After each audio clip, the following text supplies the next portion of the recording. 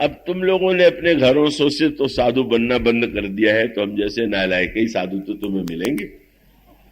मनोव्यंग्य ये था कि तुम साधुता पाना चाहते हो पर दूसरे के घर साधु हो, तुम्हारे घर में कोई साधु न बनने पाए।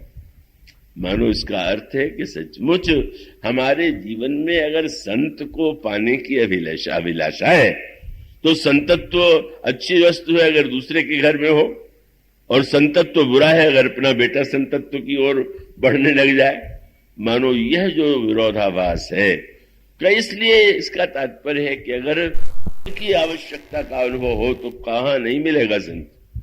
देख लीजिए ना, हनुमान जी गए, जनक नंदनी सीता को नहीं ढूंढ पाए तो एक एक घर में जाके देखा, कहीं पर सीता जी नहीं है। तो सब निराशा के बाद अचानक एक भवन दिखाई पड़ा, उसके बगल में हरि मंदिर बना हुआ था, मंदिर के आसपास तुलसी के पौधे लगे हुए थे। तो सारा वातावरण लग रहा है कोई गृहस्थ संत है।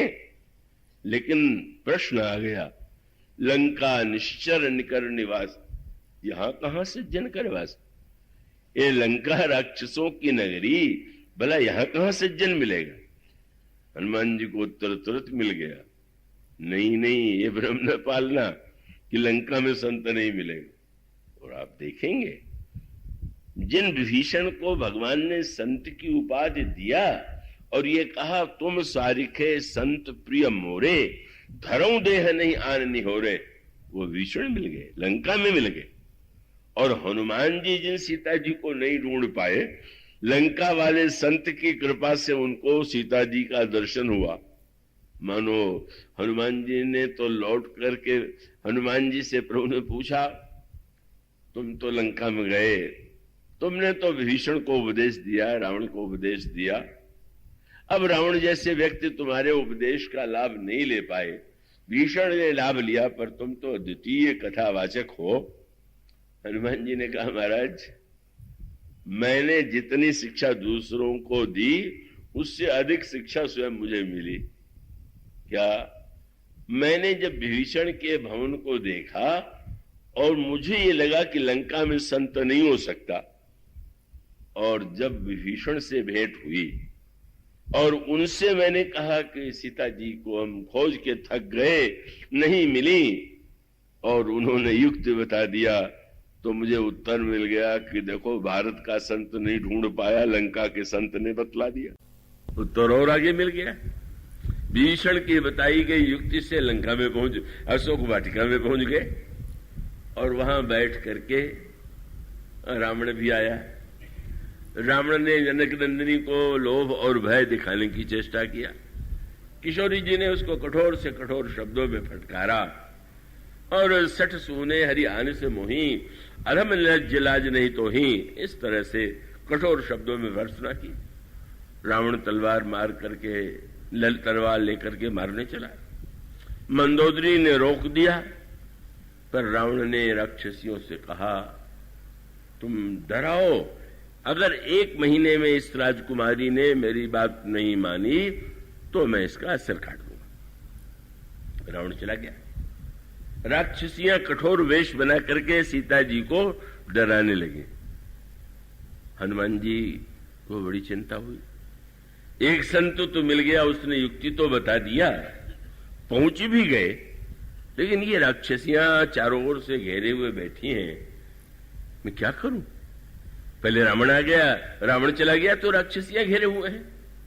और तब अचानक उन्होंने बड़े आश्चर्य से देखा कि एक राक्षसी बोलने लगी, और तब हनुमान जी को लगा कि इतना बड़ा संत तो मैंने जीवन में कभी पाया ही नहीं। और वह संत पुरुष की है, नहीं कि संत केवल पुरुष होता है, स्त्री हो, पुरुष हो, कोई जाति हो, कोई देश हो, कोई कुल हो। कौन था वो? त्रिजटा नाम राक्षसी एका, उसका नाम था त्रिजटा। तो होगी, थोड़ा बहुत विशेषता होगी ना। ये जो दूसरी भक्ति में जिस शब्द का प्रयोग किया गया है वो रामायण की सबसे अधिक दुर्लभ उपाधि है, और वो दुर्लभ उपाधि है रति। भक्त साधना की पराकाष्ठा रति है। भगवान राम कथा के प्रसंग में भी कहते हैं, दूसर रति मम कथा प्रसंगा। कथा सुनना मेरी भक्ति नहीं है, कथा प्रसंग में रति होना मेरी भक्ति है। रति जो है उसका विशेष अर्थ है, उसकी चर्चा आगे चल करके करने की चेष्टा की जाएगी। यह रति शब्द तो रामायण में सबसे दुर्लभ है, और सबसे महान त्यागी विरागी जो संत हैं श्री भरत जी, जब त्रिवेणी ने कहा कि जो मांगना हो मांग लीजिए, तो उन्होंने कहा अर्थ न धर्म न काम रुचि गति न चाहूं निर्वाण। अर्थ नहीं चाहिए, धर्म नहीं चाहिए, काम नहीं चाहिए, मोक्ष नहीं चाहिए। ये संत लोग जो है त्यागी दिखाई देते हैं पर त्यागी नहीं होते। क्यों नहीं होते हैं? क्योंकि नकली वस्तु को छोड़ करके असली वस्तु को पाना, इसमें त्याग क्या हुआ? ये तो व्यक्ति की फर्क है। अगर कोई चांदी के स्थान पर सोना लेना पसंद करे, सोने से अधिक जो है अगर कोई पारस को पाना चाहे, तो कोई सोने को छोड़ दिया तो त्यागी है क्या? मानो हम यूं कहा करते हैं कि आपके पास कोई आवे, आप कहें कि कुछ आम का फल ले लीजिए, नहीं चाहिए। सेव का फल ले लीजिए, सेव फल भी नहीं चाहिए। केला ले लीजिए, संतरा ले लीजिए, लगा कि उनको तो कोई फल पसंद नहीं। तो अब आप कोई फल नहीं ले रहे हैं तो बोले बस फलों का रस दे दीजिए। तब पता चला कि कितने चतुर थे। फल होगा तो उसमें छिलका होगा और न जाने क्या क्या होगा। रस माने छिलका विलका दूर करके अब रस ही रस है। तो भरत जी बड़े चतुर निकले, फल नहीं लिया पर रस ले लिया। इसीलिए है ना, समझम नियम फूल फल ज्ञाना हरिपद रति रस वेद बखाना। भगवान के चरणों में रति ही रस है। और आपने तुरंत कह दिया, अर्थ न धर्म न काम रुचि गति न चहु निर्वाण पर जन्म जन्म रति राम पद यह वरदान नान। ऐसी दुर्लभ वस्तु है जिसको श्री भरत मांगते, और वह वस्तु इतनी विलक्षण है कि मां सुमित्रा ने प्रसन्न होकर के अपने पुत्र को जो आशीर्वाद दिया वह क्या था? लक्ष्मण, तुम सेवा के लिए जा रहे हो, मैं आशीर्वाद देती हूं, रति हो। ये तुम्हारे अंतःकरण में रति हो, अविरल राम पद से तुम्हारे अंतःकरण में श्री राम के चरणों में रति हो जाए। लक्ष्मण भरत जैसे जिस रति के अधिकारी हैं, लंका में जिस राक्षसी ने आज तक श्री राम को नहीं देखा, किसी को नहीं देखा, पर गोस्वामी जी ने कहा कि ये जो रति है इसके लिए कौन सा शब्द है? त्रिष्टा नाम राक्षसी का राम चरण रति। भगवान के चरणों में इसकी रति है। संत जिसको अंत में पाना चाहते हैं, लंका किस राक्षसी ने पा लिया। राम चरण रति निपुण विवेका, बड़ी विवेकमयी। भगवान के चरणों में इसकी रति है। और सचमुच जब वो बोलने लगी और राक्षसियों से कहा, आज मैंने एक सपना देखा है। क्या देखा है? देखा है कि एक बंदर लंका में आया हुआ है। बस हनुमान जी के कान में शब्द गया और सोचने लगे, मैं सोचता था लंका में संत नहीं होते, यहां तो इतने बड़े संत हैं कि सपने में भी देख लेते। मैं इतना छिप के आया और ये कहती है कि एक बंदर लंका में आया हुआ। और उससे आगे बढ़कर के जब वो वाक्य कहा तो और आश्चर्य हुआ। बोले बंदर लंका जलावेगा। अब यहां हनुमान जी थोड़ा बड़े संशय में पड़ गए। प्रभु ने लंका जलाने के लिए तो मुझसे कहा नहीं है, और ये त्रिष्ठा के रूप में इतनी महान भक्त, ये भगवान के चरणों के रति से युक्त यह त्रिष्ठा कहती सपने वाला लंका जारी। तो मैं प्रभु की आज्ञा मानूं कि त्रिष्ठा के स्वप्न को मानूं? वैसे तो उलट करके देखिए तो भाई सपने में कोई आज्ञा दे तो लगेगा अब सपने का क्या है, प्रत्यक्ष कोई कुछ कहे तो उसका महत्व है। तो हनुमान जी को तो प्रभु ने प्रत्यक्ष आज्ञा दिया और त्रिजटा को स्वप्न दिया, पर मानो संकेत हनुमान जी को लगा कि जैसे आप किसी को कोई काम करने के लिए भेजें और बाद में आपको लगे कि ये काम थोड़ा और करना है, और किसी उपाय से संदेश भेजे कि उनसे कह देना कि ये काम और भी करके आवेंगे, तो मानो आधी बात तो प्रभु ने भारत के संत हनुमान जी को बताई और आधी बात लंका के संत को बता दिया कि वो आ रहे हैं, तुम उनको बता देना। और उसने जब कह दिया सपने बानर लंका जारी, जातु धान में सेना सम्मारी, और फिर कह दिया आगे भविष्य बताते हुए कह दिया खर आरूढ़ नगन दस्सीसा, मुंडित सिर खंडित भुज बीसा, यही बीसो दक्षिण दिश जाई, लंका मनोह विभीषण पाई, नगर फिरी रघुवीर दुहाई, तब प्रभु सीता ही बोली पठाई। यहां तक भविष्य बता दिया, कह दिया कि यह न समझना कि सपना माने झूठ, यह सपना मैं कहूं विचारी, यह सत्य गए दिनचारी, तुम इसका इस सत्यता का अनुभव करोगी।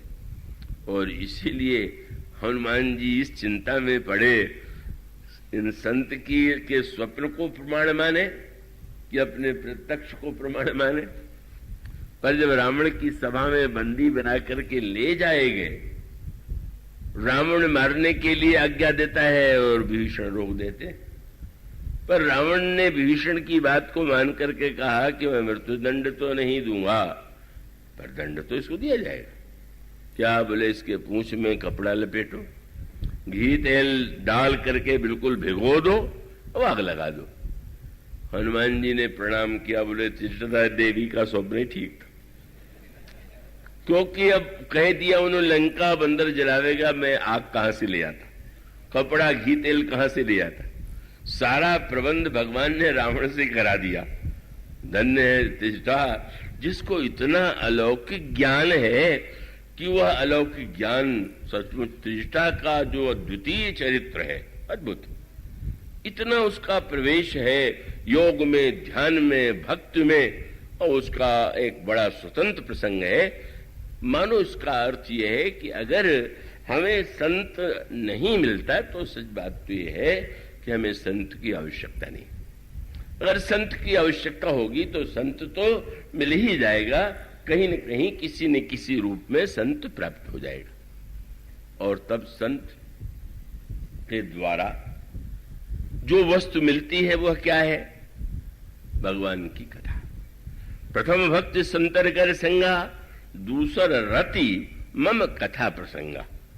और इसका अर्थ यह है कि संत हम सब एक दूसरे से मिलते तो मानो संसार की ही चर्चा, अपनी आत्म प्रशंसा, दूसरों की निंदा, दूसरों की आलोचना, इसी में हम लोगों का समय व्यतीत हो जाता है। पर संत के पास जाने के बाद संत की वाणी यदि हम सुने तो भगवान का गुणानुवाद, भगवान की लीला, भगवान का चरित्र, यह सुनने को मिलता है। और इसको इस दृष्टि से विचार करके देखिए कि मनुष्य के जीवन में बुराइयों का प्रवेश जो है बहुत बार संग के कारण ही होता है। बल्कि बहुत सुंदर दृष्टांत दिया गया, ये पाप से भी अधिक पापियों का संग बुरा। ये क्यों? उनका भाई सूर्य की किरणों में उतना कष्ट नहीं है जितना बालू में। बालू जो गर्म होगी वो सूर्य की किरणों से होगी, पर सूर्य की किरणों में आप चलेंगे तो कष्ट नहीं होगा, पर बालू में चलिए तो पैर फफोले पड़ जाएंगे। उसका अभिप्राय कि पाप चैतन्य नहीं है, पर जब हम किसी बुरे व्यक्ति का संग करते हैं तो बड़े शीघ्रता से वो प्रभाव डालता है।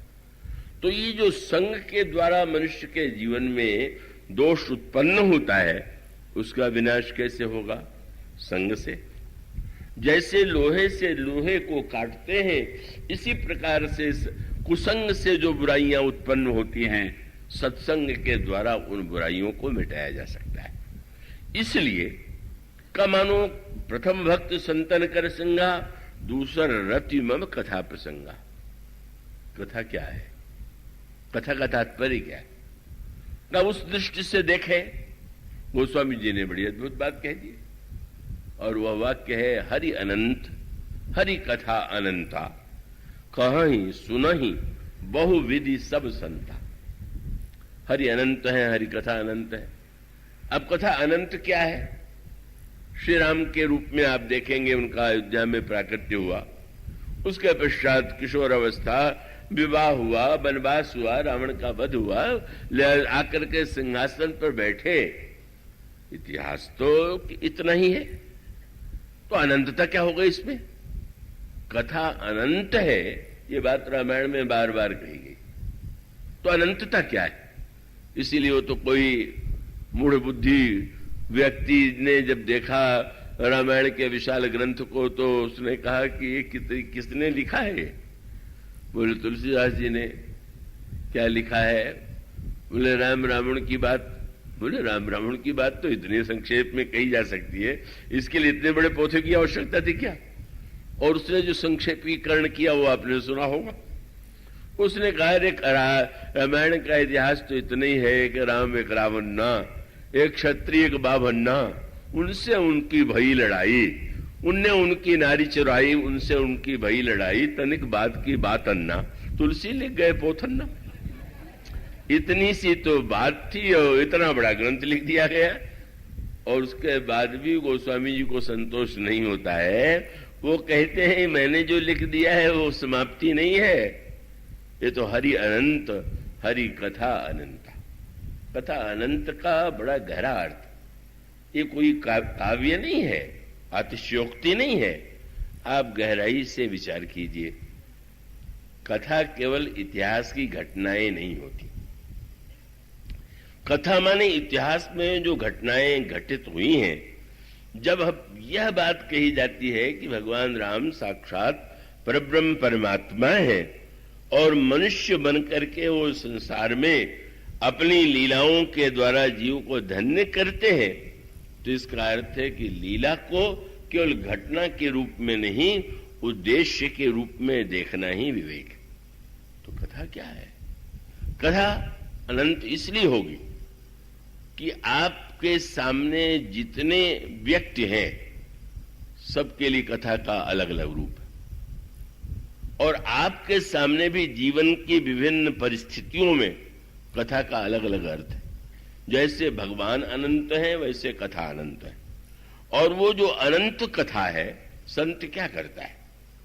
उसकी विशेषता यह है कि वह हरि के अनंत रूप को, गुण को, चरित्र को ऐसे ढंग से सुनाता है कि सामने वाले व्यक्ति के जीवन में उस समय जैसी आवश्यकता हो और जैसे उसका कल्याण हो, उस रूप में वो कथा के अर्थ को बदल देता।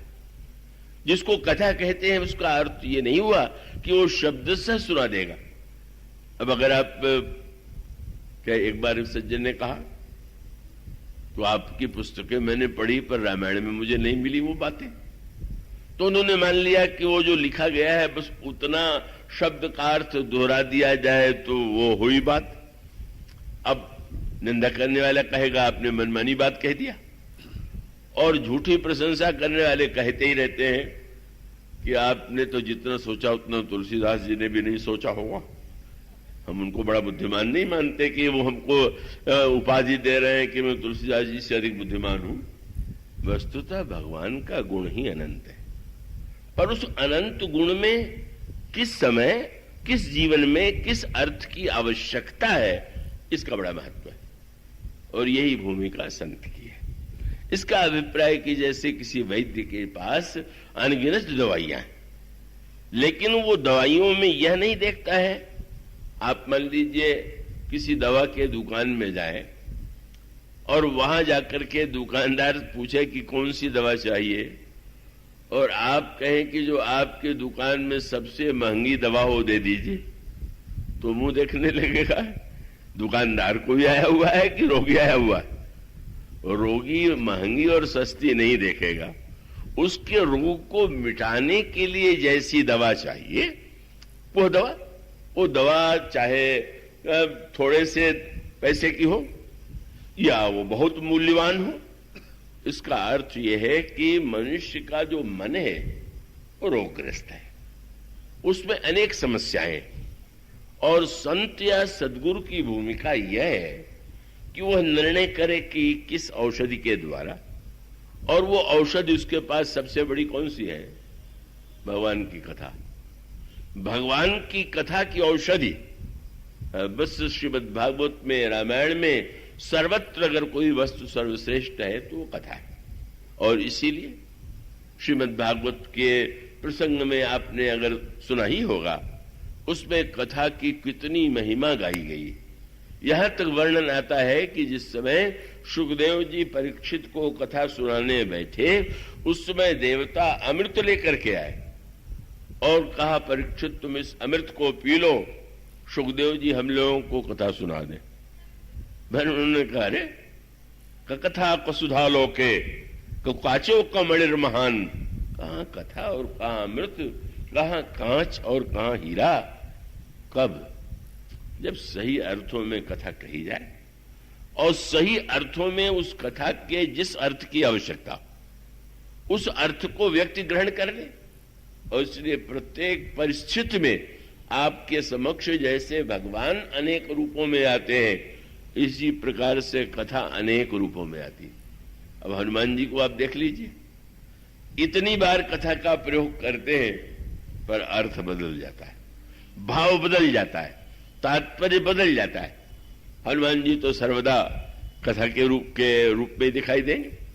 वो तो भगवान राम का जब पहला मिलन हुआ और हनुमान जी के बोलने की शैली हनुमान प्रभु ने सुनी तो लगा कि बहुत बढ़िया कथावाचक है। और तब प्रभु ने तुरंत कहा, आपन चरित्र कहा मैं गाई, कहो विप्र निज कथा बुझाई। बोले मैंने तो अपना चरित्र गा के सुनाया, ब्राह्मण देवता अपनी कथा सुनाइए। बहुत मीठी बात थी। क्या? बोले गाने का आनंद तो सुनने में है, पर कथा का आनंद तो समझने में है। तो भाई मैंने तो गा दिया, कथावाचक की अर्थ तो आप ही बताओगे। और सचमुच हनुमान जी क्या कहा जाए, वो तो कितने अद्भुत रूप में आप नया अर्थ दे देते हैं। भगवान राम के शब्दों को पकड़ करके ही उन्होंने ये कहा कि प्रभु इस पर्वत पर बंदरों के राजा रहते हैं, वो आपके दास हैं और दास हैं, और आप चल करके उनसे मित्रता कीजिए और आप उनको अभयदान दीजिए। और सूत्र क्या लिया? बोले आपने अपना चरित्र जो गा के सुनाया न सुनाया होता तो मैं ये बात न कहता, पर आपने जो कथा, आपने जो परिचय दिया, मैंने पूछा आप कौन है, और आपने परिचय दिया, तभी मेरा साहस हो रहा है कि ये मैं बात आपसे कहूं। क्या? बोले प्रभु आपने जब कथा सुनाई, अब पहली बात तो यही है कि हनुमान जी ने कहा कि महाराज पर्वत पर बंदरों के राजा रहते हैं। सुग्रीव भी कोई राजा है? न राज्य है, न पत्नी है, न संपत्ति है, सब छीना हुआ है। बेचारे किसी तरह से जीवन काट रहे हैं और हनुमान जी कह रहे हैं कि बंदरों के राजा रहते हैं। अगर प्रभु बाद में पूछ दे कि तुमने तो कहा था ये बंदरों के राजा है, यही तुम्हारे राजा है, तो उन्होंने कहा प्रभु आपके द्वारा कथा मैंने न सुनी होती तो मैं राजा की उपाधि न देता, पर आपकी कथा को सुन के मुझे लगा कि वो राजा है। क्यों? जब आपने सुनाते हुए ये कहा कि मेरा पिताजी ने जब वन में जाने का आदेश दिया और मां कौशल्या के पास में गया, और मां कौशल्या को तो पता नहीं था। मां ने कहा कि पुत्र कुछ फल खा लो, फिर जाना पिता के पास, राज्याभिषेक में बड़ा विलंब हो जाएगा। तो प्रभु ने कहा मां तुम्हें बहुत प्रसन्नता का समाचार देने आया हुआ हूं। क्या? ये नहीं कहा मुझे देश निकाला दे दिया गया, मेरा पद छीन लिया गया। कहते हैं मां पहले तो मुझे छोटा पद मिलने वाला था, अब बड़ा पद मिल गया। क्या? बोले पहले तो पिताजी मुझे युवराज बनाने वाले थे, पर अब बोले पिता दीन मोहि कानन राजू, पिताजी ने मुझे जंगल का राज्य दे दिया हनुमान जी ने कहा, जो ही मैंने नया अर्थ राजा का सुना तो जैसे आप राजा हैं वैसे ये भी राजा, दोनों एक ही जैसे राजा हैं। इसलिए महाराज आपने जो कहा मैं तो वही कह रहा हूं। फिर मैंने आपसे पूछ दिया कि आपका परिचय। आपने कहा मैं दशरथ का पुत्र हूं, लक्ष्मण मेरा छोटा भाई है, सीता मेरी पत्नी थी, उनका हरण हो गया। तो मुझे लगने लगा कि आप वस्तुतः ईश्वर होकर के संबंधों का विस्तार करने के लिए आए हुए। मेरे पिता कौन है, मेरे भाई कौन है, और उसके साथ साथ नाम राम लक्ष्मण दो भाई, संग नारी सुकुमार सुहाई, या पिता के ने राज्य दे दिया।